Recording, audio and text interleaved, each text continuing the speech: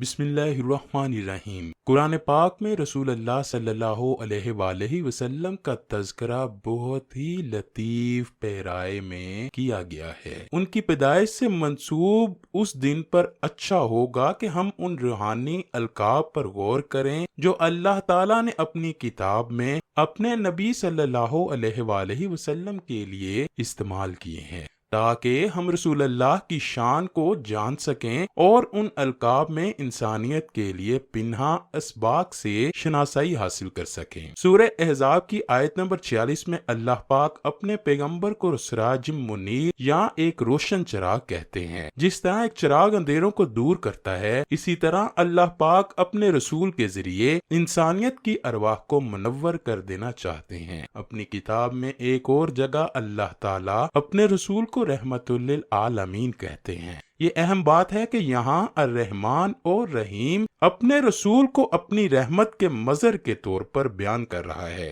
حضرت حلیمہ سعدیہ رضائی ماں تھی۔ جب رسول اللہ نے ان کو دیکھا تو میری ماں کہتے ہوئے ان کی طرف لپکتے، وہ قریب آتی تو اپنی چادر اتار کر نیچے بچھا دیتے، جس کو ہم کائنات کی قیمتی ترین متاع سمجھتے ہیں۔ آقائے دو جہاں نے اپنی رضائی ماں کو ان پر بٹھا کر ان کی ساری باتیں بڑے غور سے سنی اور ان کو جس چیز کی ضرورت ہوتی ان کی تمام ضروریات کو پورا کیا کرتے۔ جب حضرت حلیمہ سعدیہ کی بہن آپ صلی اللہ علیہ وآلہ وسلم کی خدمت میں پیش ہوئی تو ان کو بتایا گیا کہ وہ وصال پا چکی ہیں۔ حضرت حلیمہ سعدیہ کے وصال کی خبر سن کر آپ روتے جاتے اور پکارتے جاتے، میری ماں میری ماں۔ آپ صلی اللہ علیہ وآلہ وسلم نے اپنی رضائی خالہ کو لباس، سواری اور چند درہم دیے۔ رضائی بہن شیمہ غزوہ حنین کے قیدی میں وہ شامل تھیں۔ جب اس بات کی خبر رسول کریم کو ہوئی تو حضرت محمد نے ان کو اپنے پاس بلا کر چادر پر بٹھایا اور اپنے ہاں قیام کی دعوت دی۔ شیمہ نے اپنے قبیلے میں واپس جانے کا کہا تو ان کو غلام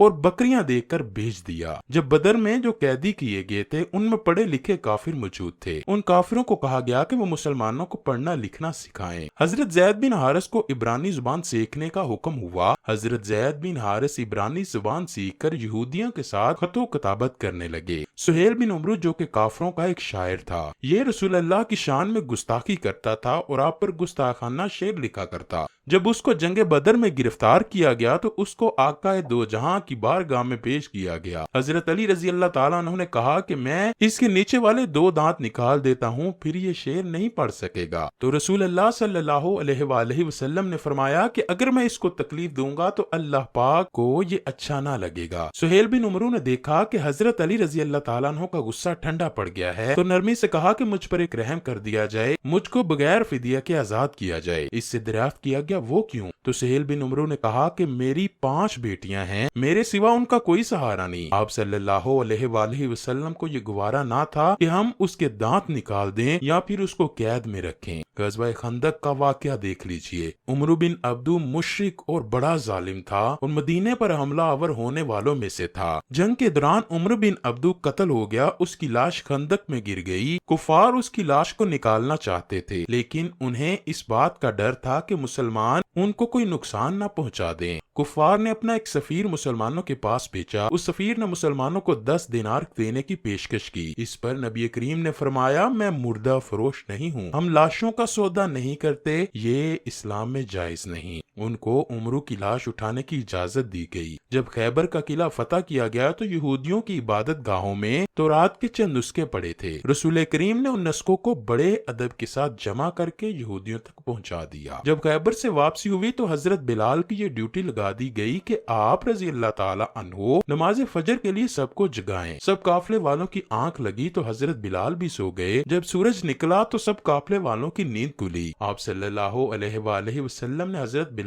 سے دریافت کیا، آپ نے یہ کیا کیا؟ حضرت بلال نے عرض کیا، یا رسول اللہ، جس رب نے آپ سب کی آنکھ لگا دی اس نے مجھے بھی سلا دیا۔ حضرت بلال کی یہ بات سن کر رسول کریم مسکرائے اور فرمایا، بلال تم اذان دو۔ جب اذان دی گئی تو سب نے نماز ادا کی۔ اسی طرح جب تم نماز پڑھنا بھول جاؤ تو جب یاد آئے اسی وقت نماز قائم کرو، اسی کو شریعت کہتے ہیں۔ حضرت حذیفہ بن یمان رضی اللہ تعالیٰ عنہ سفر پر تھے۔ کفار سے جنگ بدر کرنے کے لیے مکہ سے آئے۔ کفار نے راستے میں حضرت حذیفہ کو قید کیا۔ کفار نے آپ سے دریافت کیا کہ آپ کہاں جا رہے تھے؟ آپ نے فرمایا کہ میں مدینہ جا رہا ہوں۔ کفار نے ان سے کہا کہ آپ وعدہ کرو کہ آپ جنگ میں حصہ نہ لوگے۔ حضرت حذیفہ نے وعدہ کیا اور اس کے بعد آپ مسلمانوں کے لشکر میں چلے گئے۔ مسلمان اس وقت جنگ کے لیے مجاہدین، مال، ہتھیاروں کی سخت ضرورت تھی۔ جب انہوں نے حذیفہ کے وعدے کے بارے میں علم ہوا تو انہوں نے ان کو مدینہ بھجوا دیا۔ مسلمانوں نے آپ کو واپس اپنے گھر بھجوا دیا۔ انہوں نے کہا کہ ہم بس اللہ تعالیٰ کی مدد چاہتے ہیں۔ نجران کے عیسائیوں کے 14 بندے مدینہ منورہ پہنچے۔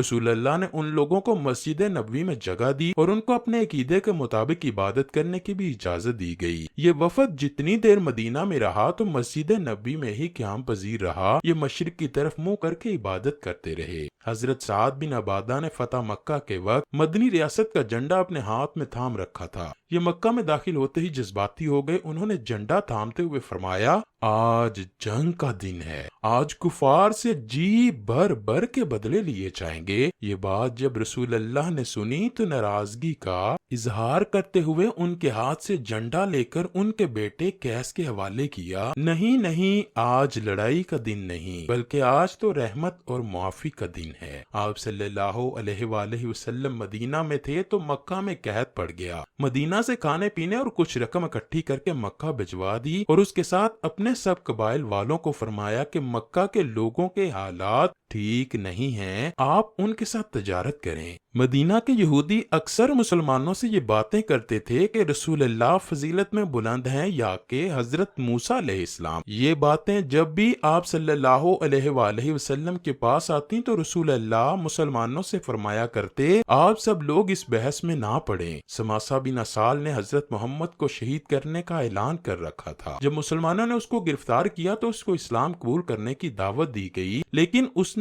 اسلام قبول کرنے سے انکار کیا۔ اس کو 3 دن تک قید میں رکھا گیا اور 3 دن ہی اسلام قبول کرنے کی دعوت دی جاتی رہی۔ یہ اسلام قبول کرنے پر تیار نہ ہوا تو اسے آزاد کیا گیا۔ یہ راستے میں جا رہا تھا کہ اچانک اس کے دل نے کہا، اسلام اچھا دین ہے۔ اس نے وضو کیا، اچھا لباس پہنا اور رسول اللہ کے پاس آ کر اسلام قبول کیا۔ ابو العاص بن ربیع آپ کے داماد تھے۔ نبی کریم کی بیٹی حضرت زینب کی شادی ان سے ہوئی تھی۔ یہ کافر تھے، تجارتی قافلے کے ساتھ مکہ جا رہے تھے۔ مسلمانوں نے قافلے والوں سے سارا مال چھین لیا تو وہاں سے فرار ہو کر مدینہ آ گئے۔ انہوں نے حضرت زینب کے گھر پناہ لے لی۔ حضرت زینب رضی اللہ تعالی عنہا حضور کے پاس مشورہ کرنے کے لیے آئیں تو آپ نے فرمایا، ابو العاص کے لیے رہائش کا اچھا بندوبست کرو، لیکن ان کو اپنے پاس نہ آنے دینا کیونکہ تم ان کے لیے حلال نہیں۔ حضرت زینب نے عرض کیا، وہ تو اپنا مال واپس لینے کے لیے آیا ہے۔ آپ صلی اللہ علیہ وآلہ وسلم نے مال چھیننے والے کو بلایا اور فرمایا کہ بے شک یہ مال غنیمت تم سب کا حق ہے، لیکن اگر مہربانی کر کے ابو العاص کا مال واپس کر دو گے اللہ تعالیٰ تم کو اس کا اجر دے گا۔ آپ کے کہنے پر صحابہ کرام نے فوراً مال واپس کر دیا۔ حضرت عائشہ رضی اللہ تعالیٰ عنہ نے ایک دن رسول اکرم سے دریافت کیا، یا رسول اللہ، آپ کی زندگی کا مشکل ترین دن کون سا تھا؟